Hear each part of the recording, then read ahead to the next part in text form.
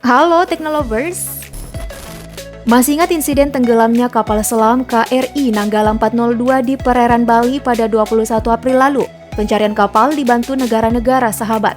Bangkai kapal ditemukan di hari keempat oleh kapal penyelamat milik Angkatan Laut Singapura, MV Swift Rescue. Nah, sejak itu armada militer Singapura mulai disoroti. Bagaimana sesungguhnya kekuatan militer negara yang luas areanya hanya sebentangan DKI Jakarta ini? Mari kita duelkan satu-satunya negara maju di Asia Tenggara dengan negara yang kaya akan sumber daya alam di Asia Tenggara. Kekuatan militer Singapura versus Indonesia. Namun sebelum lanjut, klik tombol subscribe dan aktifkan lonceng notifikasi biar nggak ketinggalan info menarik dari teknologi populer. Singapura memang termasuk salah satu negara kecil di dunia, namun kemajuannya patut diacungi jempol. Meski negara ini kekurangan sumber daya dan alam lainnya jika dibanding Indonesia, namun perekonomian Singapura cukup baik. Singapura juga dianggap memiliki sistem pertahanan yang kuat. Nah, di Asia Tenggara, Indonesia punya kekuatan militer terbesar, menduduki ranking 16 dengan indeks 0,2684. Lalu disusul Vietnam ranking 24, Thailand di posisi 26, Myanmar di urutan 38, dan Singapura di posisi 40 dengan indeks kekuatan 0,6931. Jika Indonesia memiliki satuan pertahanan 3 matra yakni TNI Angkatan Darat, TNI Angkatan Laut, dan TNI Angkatan Udara, maka Singapura pun tentu punya angkatan bersenjata yang disebut Singapore Armed Forces atau SAF. Nah, SAF ini terdiri dari 3 cabang, Angkatan Darat Republik Singapura, Angkatan Udara Republik Singapura, dan Angkatan Laut Republik Singapura. Layaknya tugas TNI untuk Indonesia, SAF ini juga melindungi kepentingan, kedaulatan, dan kesatuan wilayah Singapura dari ancaman asing. Singapura tak hanya masuk dalam kelompok negara Asia Tenggara atau ASEAN. Singapura bahkan jadi bagian dari Five Power Defense Arrangements, di mana anggotanya itu ada Inggris, Australia, Selandia Baru, dan Malaysia. Kelompok ini dirancang untuk menggantikan perang pertahanan mantan Inggris di Singapura dan Malaysia. Pengaturan mewajibkan anggota untuk berkonsultasi dalam hal ancaman eksternal terhadap Malaysia dan Singapura. Singapura sejauh ini konsisten mendukung kehadiran militer Amerika Serikat yang kuat di kawasan Asia Pasifik.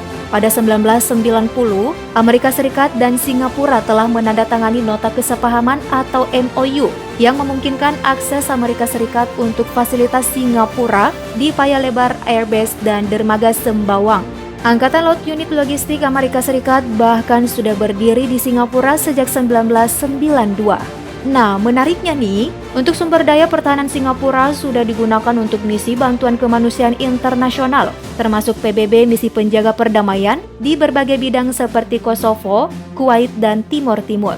Tak hanya itu, Singapura juga berpartisipasi dalam pasukan multinasional di Irak hingga mengirim peralatan dan personil militer untuk membantu penyelamatan dan upaya bantuan kemanusiaan di Amerika Serikat setelah badai Katrina.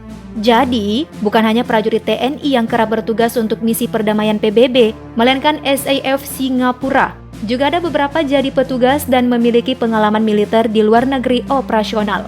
Oke, next mari kita lihat jumlah pasukan kedua negara.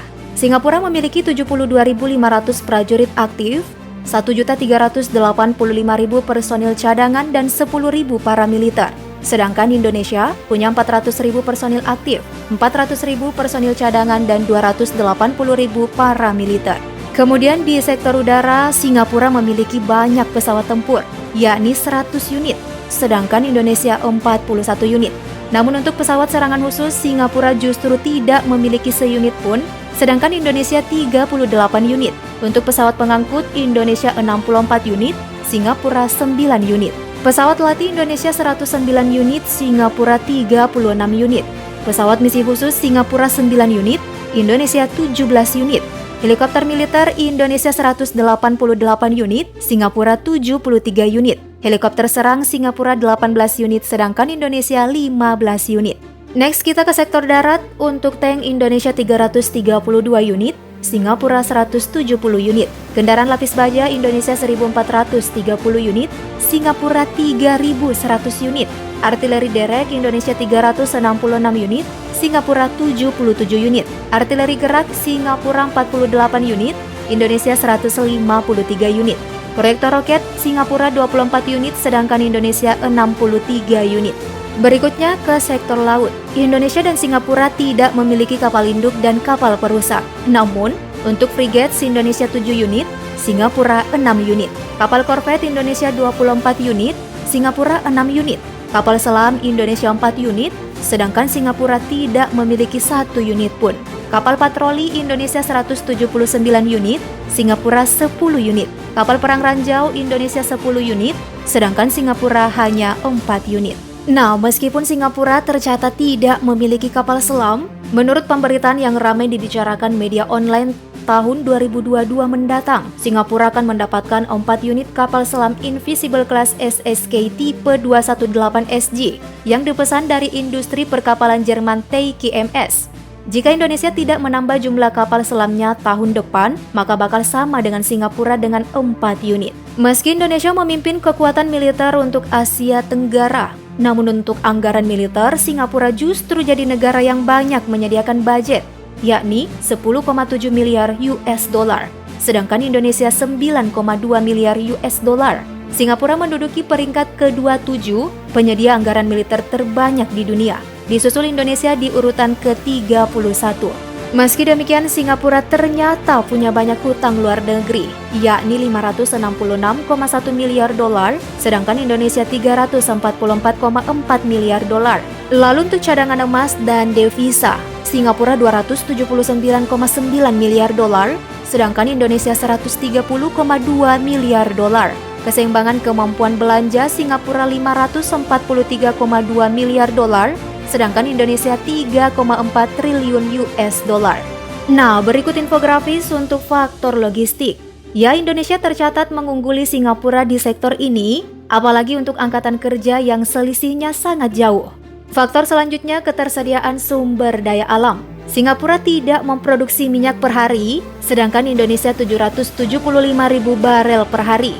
Selain itu, Singapura juga tidak memiliki cadangan minyak, sedangkan Indonesia 3 miliar 310 juta barel minyak. Namun nyatanya konsumsi minyak Singapura sebesar 1.340.000 barel per hari, sedangkan Indonesia 1.630.000 barel per hari. Nah, Teknolovers, hingga kini Indonesia Singapura memiliki hubungan baik serta melakukan kerjasama di beberapa bidang, seperti kerjasama ekonomi, di mana Singapura secara konsisten menjadi investor asing terbesar di Indonesia. Keakraban kedua negara tak hanya didukung karena kedekatan geografis, namun juga sama-sama pendiri ASEAN dan negara anggota gerakan non-blok serta APEC.